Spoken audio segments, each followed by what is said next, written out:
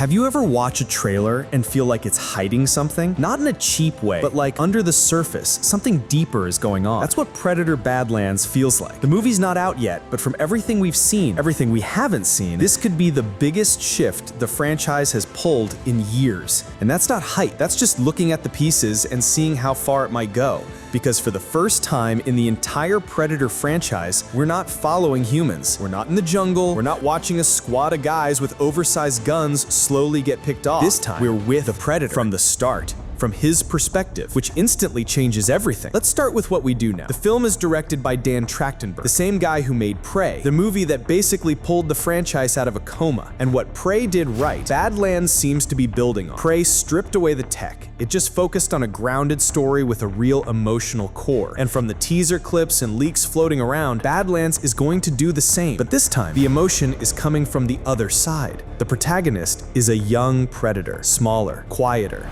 doesn't seem fully accepted by the rest of the clan. In Yautja culture, the species name for predators, every hunter has to go through a rite of passage, basically get dropped in the middle of hell and survive by earning your mark. In this movie, that hell is a planet that looks completely alien, not Earth, not anything we've seen before. It's hostile, toxic, full of bizarre life forms and impossible terrain. Just from the concept art alone, it looks like a blend of the forests of Pandora and the dark corners of LV-426. And that's not an accident. The more you look, the more you notice something. This might be the movie that finally blends the Predator and Alien timelines into one functional story. There's an android. Name might be Thia. She looks human, but if you pause the trailer, she moves just slightly wrong. And some fans spotted Weyland-Yutani markings on the tech she interacts with. Now, if you know the Alien timeline, that changes everything, because Weyland-Yutani has always been obsessed with bioweapons, and the Yautja have the ultimate biology: heat vision, cloaking, strength, tech. So if Badlands is really showing us a test subject, or worse, a partnership between this rogue predator and a synthetic,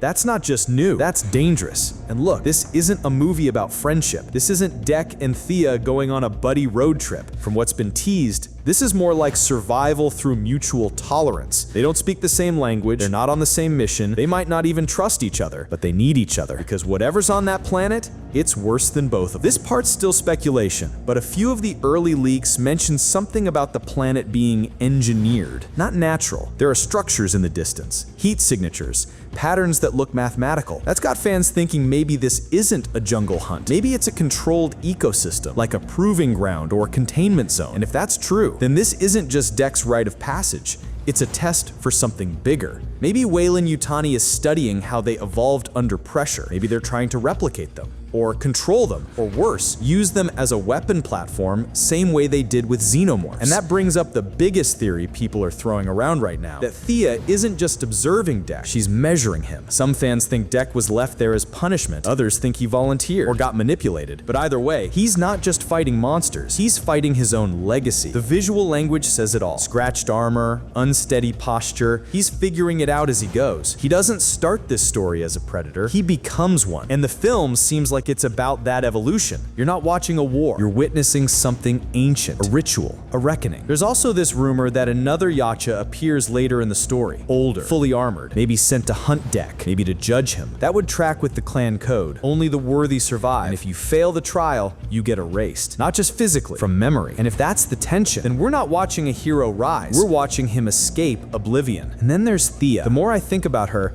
the more she feels like the key to everything. She's quiet, but watchful. She doesn't act surprised when Dec shows restraint. She doesn't even flinch when he gets hurt. Some people think she's not just observing him, she's manipulating the trial. Like she's the one keeping him alive for research purposes. Or worse, to lure something else out. Because there's one more theory floating around, that this planet has something ancient sleeping under it. Some fans think the engineers built it. Others think it's a rogue xenomorph strain that mutated beyond control. But the way the environment reacts in the trailer, the flashing clouds, the seismic shifts, the changing terrain, it feels alive. Like the planet isn't just where the story happens, the planet is the story. And maybe that's the biggest gamble this movie's taking. No cities, no military, just two beings on opposite sides of existence trying to survive something cosmic. Will it work? I don't know, but it's bold, and bold is better than boring. If it lands, if it actually sticks to the emotion, the restraint, The silence, Predator Badlands might be the start of something huge. Not just for this franchise, but for the entire Alien and Predator mythos. Because think about it, what if this is the start of a new trilogy? One where the next film picks up with Dak